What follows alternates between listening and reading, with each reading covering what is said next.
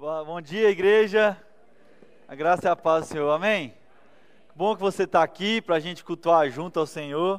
O pastor me perguntou se eu ia cantar, eu estou tentando escolher alguma música aqui, mas vamos deixar para um próximo domingo.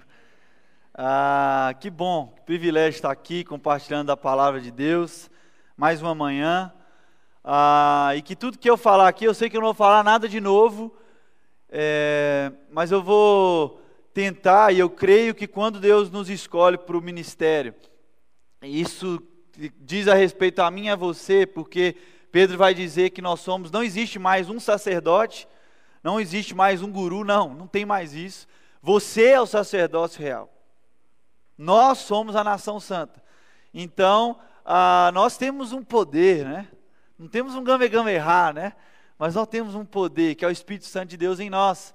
E eu creio que Ele nos chama sim para ser profeta, e o que a gente usa como base é a palavra de Deus. Que essa manhã possa ser uma manhã de relembrarmos alguns fundamentos, alguns princípios que são necessários para a nossa caminhada cristã. Amém? Eu sei que eu já falei isso, e não vai ser a segunda vez, nem a terceira, e nem a última vez, mas tem algo que tem me incomodado muito. Nesse tema dessa manhã, que hoje a gente vai falar sobre se reanimar com as novas possibilidades, tem algo que tem me incomodado muito, que é o homem, sou eu. Nós temos um grande problema, e isso nos atrapalha demais, que é o nosso orgulho, que é o nosso ego inflamado. E eu relendo um livro, que eu até trouxe para indicá-los, que é esse livro do C.S. Lewis, Cristianismo Puro e Simples, que é algo que é um livro fantástico, é um livro que eu bebo muito. E eu relendo um capítulo desse livro, eu lembrei novamente do que a gente refletiu na última mensagem que eu tive aqui. Esse grande problema de nós, seres humanos, sempre achar que nós somos maiores. E o grande problema é que a gente coloca expectativa em outras pessoas, e sempre as outras pessoas precisam ser menores que nós. Nós não aguentamos quando vem um cara mais talentoso que a gente. Nós não aguentamos quando vem um cara melhor que a gente. Porque aí a gente tem que sair de ali. Porque senão ofusca o meu brilho. Porque senão revela a realidade, a nossa pequenez. O problema é quando não sabemos lidar com essas coisas. E para isso, a gente pisa para tentar subir. Na relação, quando a esposa fala, e o marido se acha o macho, o homem da relação no sentido, o predador, ele tem que falar mais alto, porque senão ela se eleva. E aí revela a pequenez dele. E aí que entra o conflito, e aí que entra Jesus na história e precisa revelar qual é o equilíbrio, qual é a centralidade. E eu tenho percebido em todas as reflexões e pregações que a gente tem, que o pastor Reinaldo, o pastor Jonathan tem falado aqui, muitas das mensagens e o nosso objetivo é colocar Jesus no centro. Porque não tem nada a ver com a gente. Enquanto eu estiver aqui no Ferreira, vocês vão ouvir sempre eu falar isso, não tem nada a ver com a gente. E quando a gente sai da fase de só ouvir e começa a entender isso começa a fazer um sentido. Isso começa a fazer um sentido. C.S. Lewis, ele utiliza da figuração como um soldadinho de chumbo. Só beber uma aguinha aqui que ninguém é de chumbo, né? Ninguém é de ferro, não, ninguém é de chumbo. E ele fala, e ele tenta imaginar como se os nossos brinquedos da infância tivessem vida. Já pensou? Se os nossos brinquedos da infância tivessem vida. E aí um soldadinho de chumbo, você tivesse poder para colocar ele como um soldado agora de carne e osso. Esse soldadinho com certeza, no seu instinto de se proteger, porque ele vai olhar para si, não vai ver chumbo nenhum mais, e ele vai se sentir o quê? Desprotegido.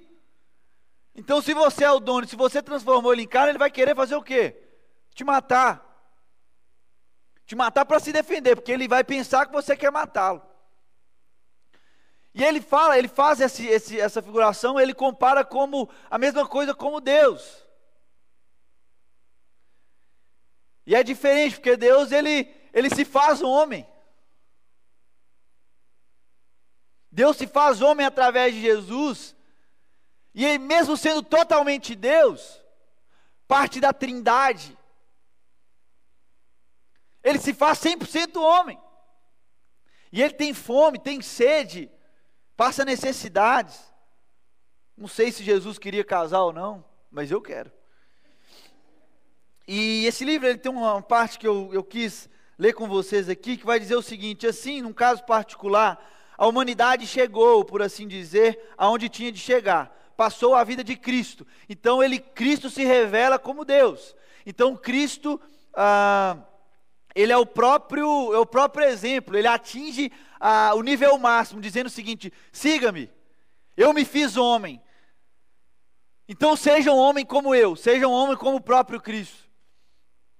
E aí vai dizer o seguinte: ele escolheu um caminho terreno marcado pela morte cotidiana de todos os seus desejos humanos, porque o ser humano tem um fim terreno, e o fim é a morte. Amém? Nós vamos morrer. Espero um dia pregar no seu velório, que eu quero ir depois.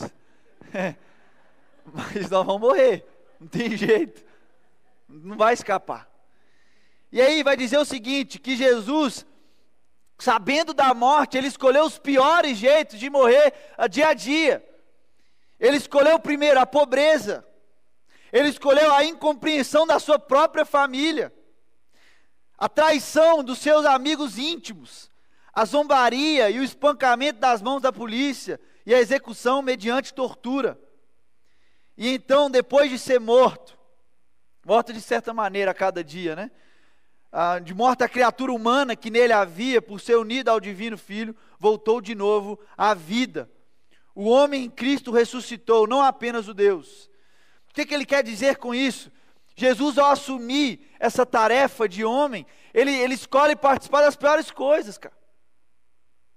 Ele não escolhe, ele podia, porque ele era Deus, morar no melhor lugar, ter as melhores coisas, ter o que chamamos hoje, para mim isso é mundano demais, é estabilidade. Tudo é estabilidade. Ele não escolheu isso, ele escolheu a pobreza. Ele escolheu ser incompreendido pela própria família, ser desacreditado entre os seus, ser traído por um amigo íntimo, que eram os 12 discípulos. Diante de milhares ele escolhe 12. E foi traído, foi torturado, cara. Ele escolheu a pior morte. A pior morte. Para provar para a gente que tem como. Para provar para a gente que tem como. Um Jesus que nos revela a salvação. Porque ele não veio para o mundo para qualquer coisa. Ele veio para mostrar algo. Para uma geração perdida, para uma geração em caos, ele se revela como homem. E aí ele causa uma boa infecção. Porque se dentre um homem foi infectado, nós também podemos ser. Se esse homem chamado Jesus, o próprio Cristo, foi infectado por algo sobrenatural, por algo não carnal, mas espiritual, nós podemos ser. E essa precisa ser a nossa busca. Essa precisa ser a nossa busca. Eu queria que você abrisse em João, capítulo 3. João capítulo 3, verso 1 a 15. Hoje é o segundo dia da prova do Enem. Uma prova nacional. Tem gente da nossa igreja fazendo prova. Que Deus abençoe se estudou. Se não estudou, vai ter que repetir ano que vem também. Porque não é fácil não. A vida não é assim não. Mas que Deus os abençoe lá. E hoje eu queria traçar alguns pontos do que a gente aprende na escola. Hoje eles precisam passar muito do que eles aprenderam na escola. Mesmo eu sendo um pouco cético com essa ideia de uma escola, de uma prova nacional para definir o seu futuro. Porque às vezes você pode estar num dia mal, né? Mas o que eles aprenderam na escola, eles vão passar um pouco ali naquela prova. E eu queria pensar um pouco nisso, que a gente aprende na escola sobre esse Deus, sobre a morte, sobre a vida, e o que a gente aprende com Jesus. E é isso que é a nossa proposta essa manhã. Vai dizer o seguinte, o texto do Evangelho de João, capítulo 3. Havia um fariseu chamado Nicodemos, uma autoridade entre os judeus. Ele veio a Jesus à noite e disse: Mestre, sabemos que ensinas da parte de Deus, pois ninguém pode realizar os sinais milagrosos que estás fazendo, se Deus não estiver com ele. Em resposta, Jesus declarou: digo a verdade, ninguém pode ver o reino de Deus se não nascer de novo. Quando ele fala não nascer de novo, a gente vai na origem da palavra, e a gente entende que se não nascer do alto. Perguntou Nicodemos: como alguém pode nascer sendo velho? É claro que não pode entrar pela segunda vez no ventre da sua mãe e renascer.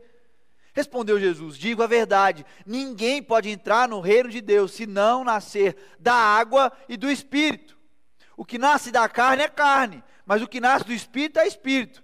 Não se surpreenda pelo fato de eu ter dito: é necessário que vocês nasçam de novo.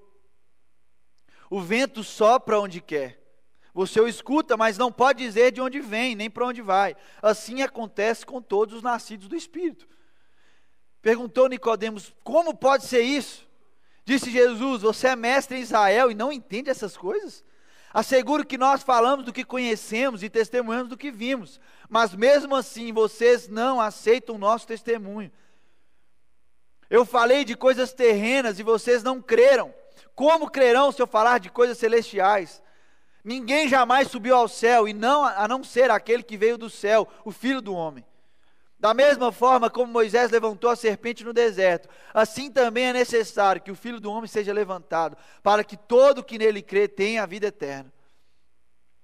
O que eu quero refletir com vocês é na história de Nicodemos, um fariseu, um líder espiritual, mas que de espiritual ele não entendia muito. Um grande líder para os judeus. E a gente entende que ele era um membro do Sinédrio, um mestre em Israel, mas não conhecia a base cristã, a simplicidade da base cristã, que é nascer de novo. E é isso que eu quero refletir com você essa manhã. Nós precisamos nascer de novo. E como nós vamos fazer isso, meu Deus? Como que isso acontece? Primeira coisa, Nicodemos ele reconhece que aquele Jesus, ele era um mestre da parte de Deus. E para não causar muita polêmica, Jesus já tinha feito milagres, Jesus tinha entrado na casa de publicano, então Jesus não estava bem falado, porque Jesus não era um cara que pensava nele, Jesus não era um cara que pensava em sua reputação, Jesus não se vendia para a religião. Se o lugar não cabia a ele, o templo que eles chamavam de templo, não cabia a ele, não interessa, ele sai e vai proclamar outra coisa que ele crê, porque ele não está preso a nada. Ele entende estar preso à missão maior. Ele está preso à missão maior, e não é dinheiro que segura ele, porque ele se reduziu para nascer na pobreza. Não é gente aumentando o ego de Jesus, gente abraçando e gente seguindo, porque ele sabia que a própria família dele iria rejeitar de algumas certas formas. Os irmãos não acreditavam. Não era todo mundo sendo fiel, porque uns amigos íntimos o deixaram de lado, o traiu. E não era para ter uma vida fácil, porque ele sabia o porquê de ter vindo no mundo. Então o que é a escola hoje? A escola hoje nos ensina, ela não ensina, o primeiro ponto, ela não ensina a viver. A escola não ensina a viver. A escola ensina como cuidar do corpo, né, na biologia, né, Vitor? Você era um estudioso? Gostava de biologia? Muito bom. Um aspa aqui, né? Uma vez eu fui na aula de biologia, rapaz. E pastor, não era uma matéria que eu curtia muito, mas eu era muito curioso. E a professora falando de algumas doenças e tal, E quando fala de doença, a gente já fica preocupado, né? E tem um satanás que chama Google, que a gente ouve na escola, e tem uma legião ali que você pesquisa e você fica preocupado. Nem sei porque eu estou falando isso, é porque eu lembrei disso aí. Mas e uma certa vez, numa aula de biologia, aprendendo sobre o corpo, eu descobri que eu tinha um erro no corpo. E aí eu fui para o médico, falei, doutor, eu acho que eu estou com câncer. Aí ele falou, mas por que essa certeza? Fui lá no Google, né? Pesquisei lá. Aí ele fez os exames, graças a Deus eu não estou com isso não. Mas é só essa história mesmo, não teve graça, mas é porque eu lembrei. E nem sei porque eu falei, Jonathan. Só para a gente descontrair, para a gente voltar na pegada. A escola não nos ensina a viver, ela pode nos ensinar acerca do corpo. Ou achar que nos ensina acerca do corpo. E também ensina acerca das coisas psicológicas também. Da psique, né? Muitas escolas nos ensinam a como tratar isso, a como estudar e como ir a fundo. E a faculdade é um outro momento na parte superior que a gente vai aprofundando mais acerca do conhecimento. Mas eles ensinam o conhecimento, mas não ensinam a sabedoria. Eles ensinam sobre as tragédias, sobre as dificuldades. Na geografia, na história, a gente vai estudar sobre a guerra, sobre tudo. Mas a escola não nos ensina a como sobreviver diante dessa situação. Eles nos ensinam também a detectar problemas emocionais. Não é verdade? A escola nos ensina isso. Mas não nos ensina como é que nós vamos resolver esses problemas. Como a gente vai enfrentar isso aí. Ela nos ensina a viver em harmonia. Algumas escolas, né? Mas não nos ensina a amar. Ensina a cuidar do corpo, mas não a ter fé em milagres. Não a ter fé em milagres. Então, primeiro, ela não nos ensina a viver. O segundo ponto, ela não nos ensina a morrer. As escolas ensinam como se conformar com a morte, como enfrentar a morte, como resolver esse problema da morte. Mas ela não nos ensina acerca da morte. Ela não nos ensina a morrer. Isso é sério. Porque o que mais a gente tem no mundo, como amigos que às vezes não conheceram esse Jesus, que nós vamos ver depois, é preocupados com a morte. Não sabe como é que vai ser, e se agarra em fundamentos, sabe? Será que vai ter vida depois da morte, vai ter o purgatório, vai ter isso, vai ter aquilo? A escola não nos ensina isso. Ela fala, nós temos um ciclo, todos morrem e tal, mas ela não nos ensina a morrer. O terceiro ponto, que a escola não nos ensina, ela não nos ensina quem é Deus. Não nos ensina. Ela nos ensina a amar outros deuses, sim. O Deus do conhecimento, o Deus do dinheiro, do poder. As minhas professoras, quando desde novo eu falava, eu vou fazer teologia. Não, mas você tem que fazer um outro curso antes. Como é que você vai ter dinheiro? Eu falei, mas eu não vivo por dinheiro. Ah, mas você não sabe o que é isso ainda? Você está vendo a aba do seu pai? Eu falei, não, mas eu sou vocacionado. Eu entendi que eu nasci para isso, eu vou estudar para isso. Não, mas você tem que fazer uma engenharia. Não, você tem que tentar medicina. Não, você tem que tentar isso. Porque ela nos ensina outros deuses. Ela ensina, e eu sempre fui um zoador nessa questão de casamento, que eu sou um cara doido para casar. Sei que vai ter muitos problemas, né?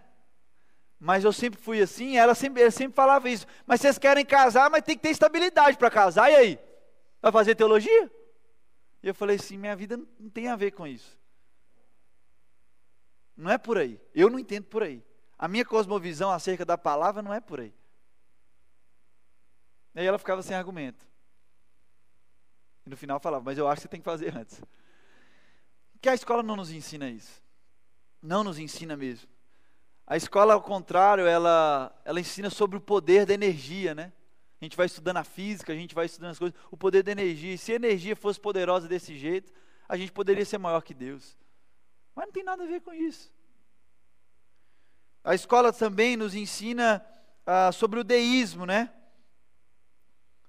Esse Deus que é pessoal, mas distante. Um Deus que é distante de nós. Então esses 3 pontos as escolas não nos ensinam. Não nos ensina a viver, não nos ensina a morrer e não nos ensina acerca de quem é Deus. Mas o que que o mestre nos ensina? O que que Jesus vem nos ensinar? Primeiro lá em Mateus 11, 28 e 29, abra sua Bíblia aí. Mateus, o Evangelho de Mateus 11, 28 e 29.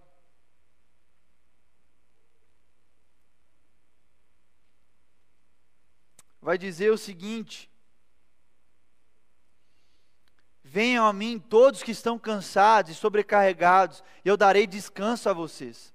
Tomem o meu jugo e aprendam de mim, pois sou manso e humilde de coração, e vocês encontrarão descanso em minha alma. O que ele fala? Aprendam de mim. Aprendam de mim. Vem para mim. Vem do jeito que você está, vem para mim. Mas é nele que a gente aprende. É nele, não é em nós. Não é em nós. Então Jesus, o que o mestre nos ensina? Primeiro, ele nos ensina a viver em abundância. Ele nos ensina a tirar proveito da vida. Ele nos ensina que, claro que tem muito além disso aqui, mas o que ele nos colocou na terra com um projeto, com um propósito. Não para ter vida limitada, mas vida em abundância. Mas vida em abundância só está quem aprende com ele. É conhecê-lo e prosseguir em conhecê-lo, mas nele. E ele vai nos ensinando que a nossa vida tem razão. E aí a gente vai compreendendo, Vitória. Vai compreendendo que é além da existência. Que é além da existência. Que tem um porquê. E além do porquê tem abundância. E a gente vai nos afundando mais e mais e mais. E a gente vai conhecendo algumas respostas para as nossas questões. A filosofia vai questionar e vai falar: de onde a gente veio? Para onde a gente vai? Por que a gente está aqui? Por que a gente existe? Ele já vai responder algumas questões. Você está aqui porque eu quis, porque eu te criei com um propósito. Não que você é maior que eu, porque a minha missão é maior. E em Deus a gente vai compreendendo algumas respostas. Na palavra que Ele deixou para nós, a gente vai conhecendo alguns sinais.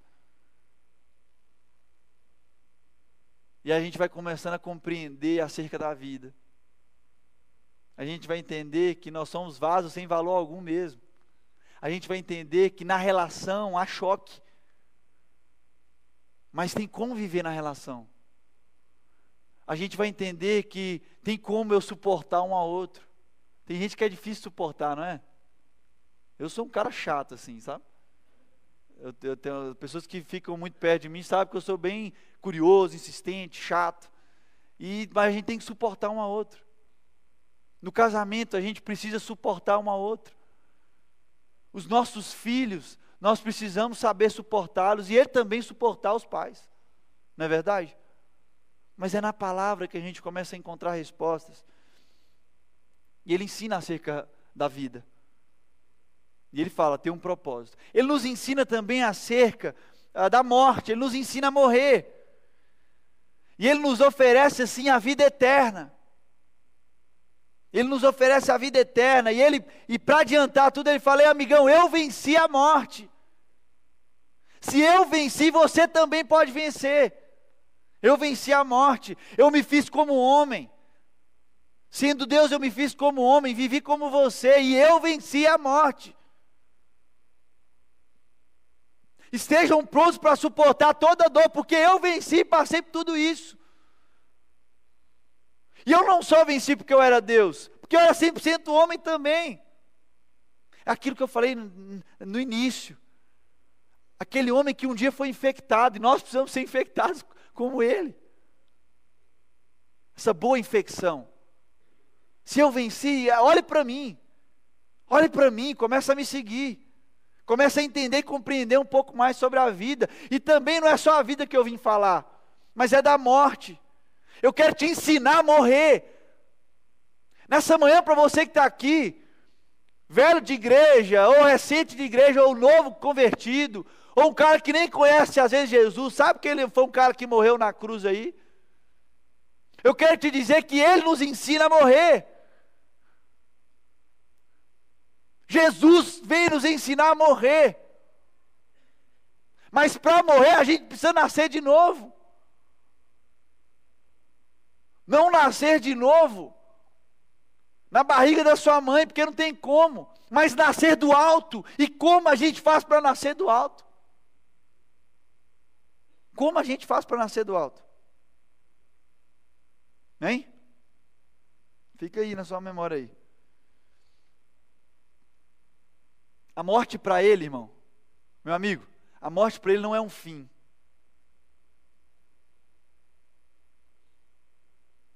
Um cara sem esperança é aquele que olha essa vida terrena e acha que isso aqui é um fim.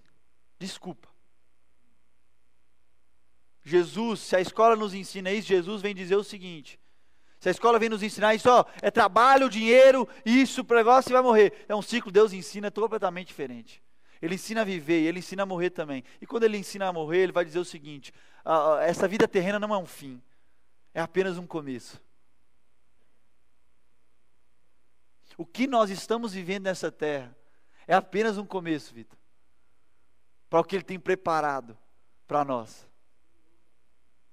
Porque morte com Jesus tem a ver com vida.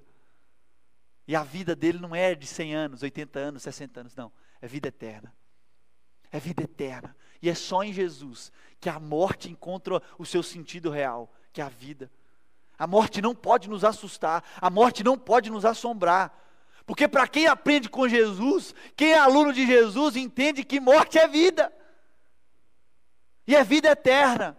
É vida sem sofrimento. É por isso que a gente começa a compreender os nossos problemas com outros olhares. É por isso que a gente começa a entender as patologias de outros olhares. Os traumas que a gente tem na infância. Os traumas que a gente vive na adolescência. Os amores não correspondidos. Os relacionamentos em choque. A má relação entre os irmãos. A falta de dinheiro. Certa vez, alguém me procurou e falou assim: eu não consigo compreender esse Jesus. Desde quando eu aceitei Jesus, eu não tenho dinheiro, eu não tenho emprego bom, só vou caindo. Eu falei assim: então você não conheceu Jesus. Se você está reclamando com isso, você não conheceu Jesus. Porque ele não tem nada a ver com essa vida terrena. E quando a gente aprende com ele, a nossa ótica para esses problemas é outro. É o seguinte: eu vou suportar porque ele suportou pior. Ele se fez pobre. Ele se fez traído. E ele se entregou por nós. Para que essa vida não tenha um sentido de fim. Não, mas que a morte seja o começo para a vida eterna com Deus. E ele nos ensina isso. Como então ser aluno do Mestre? Como então ser aluno do Mestre Jesus? Eu quero terminar fechando isso com vocês. No verso 4 e o 6 do texto lá de João 3, está aberto aí? João capítulo 3, o verso que a gente leu de Nicodemos. O 5 e o 6 diz o seguinte. João capítulo 3, o 5 e o 6. Respondeu Jesus: digo a verdade, ninguém pode entrar no reino de Deus se não nascer da água e do Espírito. O que nasce da carne é carne, mas o que nasce do Espírito é Espírito. O que ele quer dizer com isso? Sobre nascer de novo, o que quer dizer água, o que quer dizer Espírito? Espírito é o selo da salvação. E a água, que a gente entende como batismo, é o símbolo do arrependimento. Então nós precisamos nos arrepender e ser selado com esse Espírito. Nós assumimos assim, toda a rédea da nossa vida a gente dá para o Espírito Santo de Deus nortear a nossa caminhada, porque já fomos selados com Ele. E o batismo é um ato de dizer o seguinte: ó, eu me arrependi, me lava, Senhor. Então o primeiro ponto para ser um aluno de Cristo é reconhecer, pastor Reinaldo, que a dependência total no Espírito. Entender que o batismo como um ato de fé, para dizer para toda a igreja, mas um batismo ele tem a sua simbologia, mas o real sentido do batismo é dizer o seguinte: está arrependido? Você está lavado mesmo? O segundo ponto é o verso 8, vamos lá no verso 8. O verso 8 do texto vai dizer o seguinte: o vento sopra onde quer, Você o escuta, mas não pode dizer de onde vem, nem para onde vai. Assim acontece com todos os nascidos do Espírito. O que ele quer dizer com isso? Quando Jesus fala isso para Nicodemos, o que ele quer dizer com isso? Ei, amigão, quando você se entrega, é selado pelo Espírito, e arrependido, é lavado pela minha água, e arrependido de todos os pecados, você começa a viver em outra esfera. E a esfera quer dizer com fé. Você começa a acreditar nesse Deus e não sabe o que vai acontecer com você.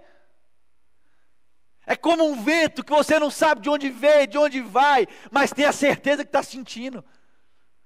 Tem a certeza da presença. Esse é o nosso Deus.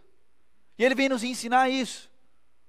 O vento vem, a gente não sabe de onde vem, não sabe de onde vai. Quando a gente se entrega, a gente não sabe o que vai ser de nós. Quantos casos, eu quando eu me entreguei para Jesus, mesmo novo, com 11, 12 anos, eu disse o seguinte para Jesus: ei, eu não sei o que o Senhor quer fazer comigo, eu não sei o que o Senhor quer fazer de mim, mas eis-me aqui, faça o que o Senhor quiser. Eu disse uma palavra que para os mais antigos vão parecer um pouco pesada, eu peço licença.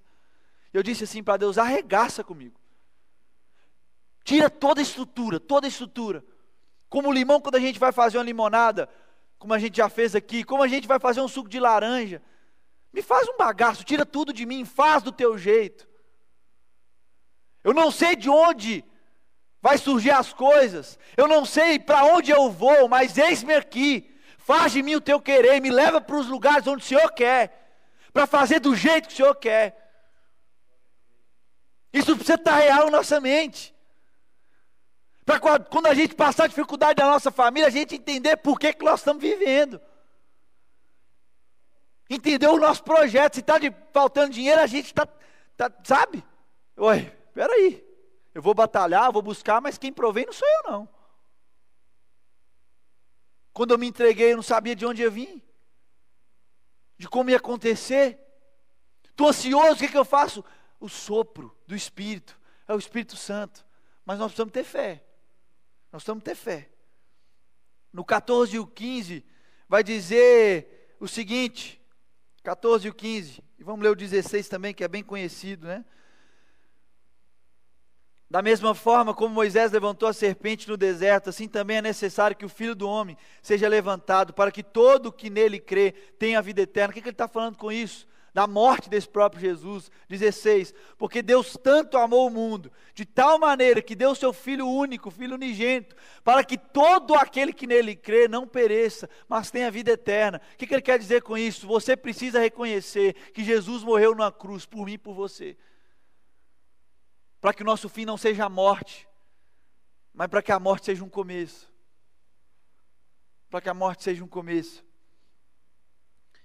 E o último ponto, daquele que é aluno de Jesus, aluno do próprio Cristo, que é a lição 4, que é o verso 11, que vai dizer o seguinte: asseguro que nós falamos do que conhecemos e testemunhamos do que vimos, mas mesmo assim, vocês não aceitam o nosso testemunho. Vocês não aceitam o nosso testemunho. Nós precisamos crer no testemunho de Jesus Cristo. Não como algo da história, não como algo que já se foi, mas algo real. Um testemunho de alguém que se fez homem, que se fez carne, habitou entre nós, para nos gerar outras oportunidades. E a maior oportunidade é de se entregar para Ele. Entendendo com todo o coração que nós vamos nascer de novo. Entendendo com todo o coração que precisamos ser purificados com a água e sermos selados com o Espírito. Entendendo também que fé é deixar ser levado também pelo Espírito. Dani, não sabendo de onde, sabe? Mas crendo. A palavra não te promete prosperidade. Ela fala de homens como Nicodemos, que foi um homem rico e generoso. A palavra nos revela que nós não precisamos ser os experts na Bíblia, que nós não precisamos ser os doutores, Gustavo, da Bíblia, para entender que só Jesus salva, para entender que nós precisamos nascer de novo, e que só em Jesus a gente tem vida eterna. Só em Jesus a gente tem vida eterna. E eu termino essa reflexão dessa manhã lendo um texto do Evangelho de Mateus, uma parábola de Jesus. Eu gosto de histórias, e hoje eu queria contar e figurar como essa história da parábola que dá um plano de fundo para a gente conversar muito mais. Mateus capítulo 13, verso 44. Não precisa abrir não, só olha para mim aqui. Mateus capítulo 13, verso 44 e 45. Diz assim, olha para mim. O reino dos céus é como um tesouro escondido num campo. Certo homem, tendo-o encontrado, escondeu de novo, e então, cheio de alegria, foi, vendeu tudo o que tinha e comprou aquele campo. E 45, Jesus vai dizer o seguinte: o reino dos céus também é como um negociante que procura pérolas preciosas. Encontrando uma pérola de grande valor, foi, vendeu tudo o que tinha e a comprou. Foi, vendeu tudo o que tinha e a comprou. O que Jesus quer falar com isso? O que esse Jesus malucão quer dizer com isso? Achou um terreno muito bom, vendeu tudo que tinha para comprar esse terreno. Um cara que achava pérolas, que era colecionador, que comprava pérolas preciosas, quando encontra a pérola, e Jesus no sentido figurado, encontra a pérola que é Jesus, ele vende tudo, ele deixa tudo, para ficar só com ela. A minha grande pergunta essa manhã é se quando você se encontrou com Jesus, ou se você está disposto a se encontrar com Jesus, e você está disposto a deixar tudo, para seguir só a Ele, para entender que o caráter não é nosso, não é seu, é dele, o jeito de pensar, a teologia não é sua, é dele. O jeito como eu trato o próximo não é meu, é dele. Paulo tem uma resposta para isso. E eu concluo agora de verdade. Estou falando que concluo toda hora, né, John? É um erro, isso é um erro. Eu concluo dizendo o que Paulo disse sobre isso. Ele vai dizer: mas o que para mim era lucro, passei a considerar como perda, por causa de Cristo. Mais do que isso, considero tudo como perda, comparado com a suprema grandeza do conhecimento de Cristo Jesus, meu Senhor, por quem perdi todas as coisas. Eu as considero como esterco, para não falar outra palavra na modernidade, para poder ganhar Cristo. Por que Paulo fala isso? Porque Jesus há um tempo atrás tinha falado que o reino dos céus é como pérolas. O reino do céu é como pérolas. E quando esse cara encontrou a pérola preciosa, ele vendeu tudo, ele deixou tudo. E entendeu que somente a Cristo. Nessa manhã, nessa reflexão simples, de um texto bastante conhecido, Jesus nos desafia a deixar nosso ego de lado,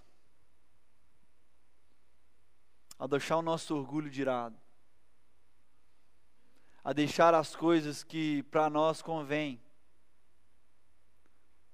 para deixar de aprender com nós mesmos, porque a gente é bom demais, né? Somos muito bons, nós somos muito bons. Ele nos convida a deixarmos, nos livrar de nós mesmos, para aprender com Ele. E quando Ele ensina, Ele fala sobre a entrega, Ele fala sobre a fé, Ele fala sobre a vida eterna. Eu não sei o que você está passando, eu não sei como está a sua história, como foi a sua história. Essas últimas semanas eu tenho orado muito. Eu tenho passado um momento muito difícil com uma pessoa muito próxima de mim, e algumas coisas, alguns traumas e algumas coisas que vêm, isso tem me machucado muito. E refletindo nessa palavra, eu tenho tentado compreender que, Mateus, não se esqueça que não tem nada a ver com o sofrimento seu. Não se esqueça que um dia você decidiu deixar tudo de lado para focar só em mim. Para de querer voltar a comprar, Davis, aquela pedra que você conhece, que você sempre tem as respostas. Sempre quer as respostas. Pare de olhar para trás e querer as pedras do orgulho. Pare de olhar para trás e querer as pedras do orgulho que não libera perdão. E libere perdão. Saiba esperar. E não se esqueça, como Paulo, ao ler as palavras de Jesus, dizer: eu não considero nada da minha vida. Nada. Eu deixei tudo para trás. Eu deixei todo o meu conhecimento, tudo para trás, para eu focar somente em Cristo. E assim a gente encontra uma nova oportunidade em Deus. Assim a gente se anima a encontrar uma outra oportunidade em Deus. Entendendo que só nele há vida. Entendendo que a nossa existência aqui tem um prazo. E que Ele nos propõe algo que é eterno. Não confie no tempo. Eu julgo a dizer, não confie em você mesmo. Se entregue a Ele. Se jogue a Ele. E crê com fé. Que quando somos selados com o Espírito Santo de Deus, somos purificados de todo o nosso pecado, Ele nos chama a viver com fé. Pare de achar que Deus não é bom porque Ele não te dá as coisas. Pare de achar que você tem que conquistar. Pare de achar que você precisa ser o melhor. A oportunidade que Ele nos dá é de nos fazer menores. A oportunidade que Ele nos dá para nos reanimar não é uma hipocrisia, mas um outro lado da moeda é nos reanimar a ser mais pobres, para que outros fiquem mais poderosos. É mais humildes, para que os outros se sintam do jeito que eles querem. Mas para que quando eu for infectado de verdade com esse Jesus, eu comece a infectar outros com o poder da mensagem, que há vida nele, somente nele. Oremos. Nós olhamos para nós mesmos, Pai, e nós não conseguimos encontrar nada de bom. A gente quer aprender mais contigo, a gente quer saber o que o Senhor pensa acerca das coisas.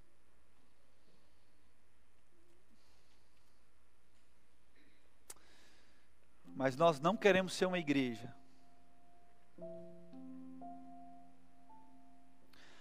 Nós não queremos ser uma igreja que pense somente em nós.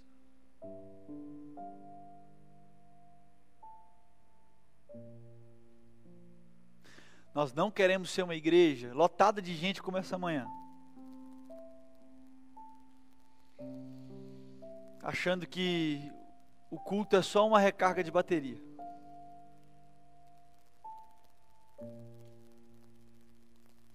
Nós não queremos te reduzir, Deus. Nós não queremos te reduzir achando que o Senhor só existe para nos fazer bem. Nós não queremos te reduzir, Pai, para querer acreditar que tudo vai ficar bom.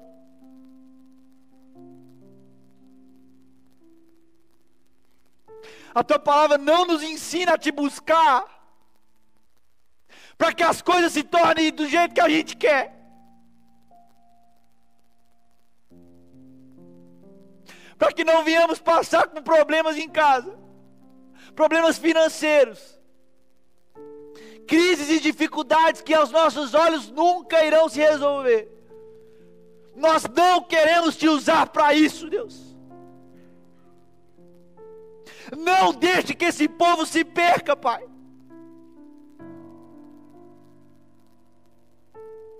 Não deixa que esse povo se perca, achando que dar o dízimo, achando que vir só aos cultos, isso gera alguma coisa. Por favor, Pai, eu não tenho poder para isso. Se eu tivesse, eu iria falar para o mundo inteiro, Pai.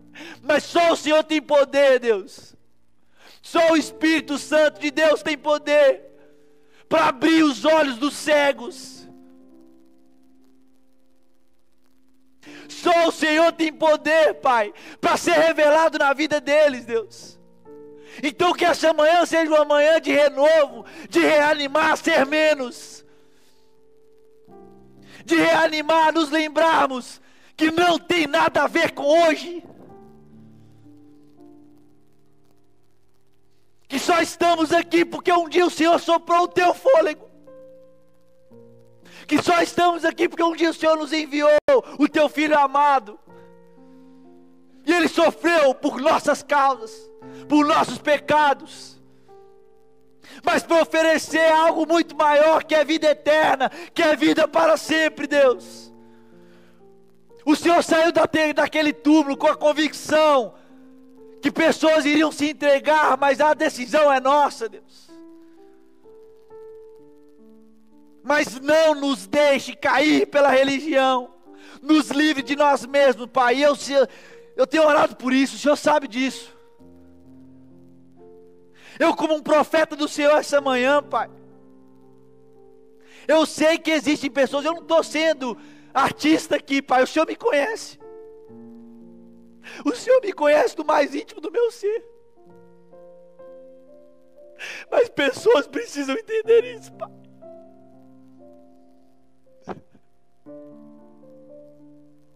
Pessoas aqui nessa manhã precisam entender que não tem nada a ver com eles,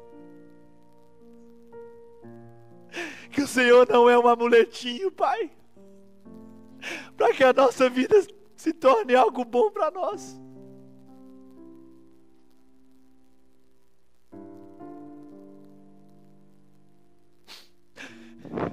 É simples, Pai,